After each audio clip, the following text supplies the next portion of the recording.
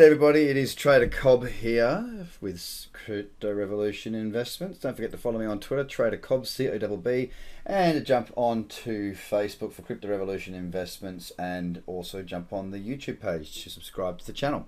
Guys, the video that, sorry, I forgot, this is a follow-on from a video that I've been recording throughout the last sort of 12 hours. On Bitcoin, look at the entry here, stop below here, and that was my first target. It ran on quite nicely, got my first target, scaled me out, and now we're in the position that we are at now, where we had this relatively decent sell-off, which has taken my stop out here. Because what I would have liked to have done is waited for it to pull back to 8,000, maybe look for another opportunity to enter another trade there, and then as it makes a higher low, trail my stop loss. Because there was no place for me to trail my stop loss to technical levels, my stop loss remained down at this level here, and obviously my second portion of the trade got stopped out.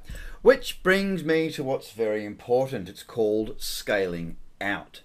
Entering a trade is one thing, managing a trade is another, and managing your risk is a third factor we need to take into account.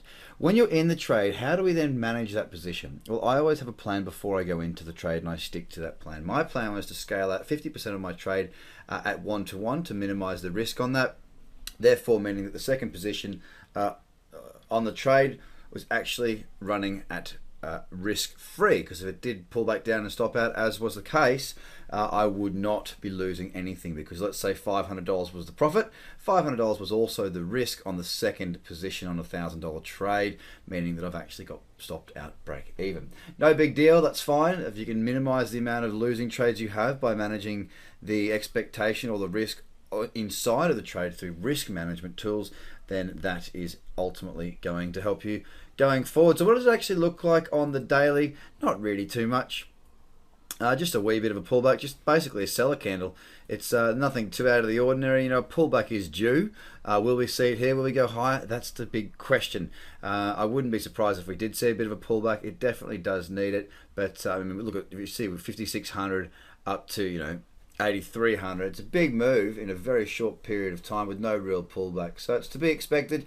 Like I said earlier in this video, it was a higher risk trade, so the minimizing of the risk was always my plan on this, but the Bitcoin's still looking rather strong there.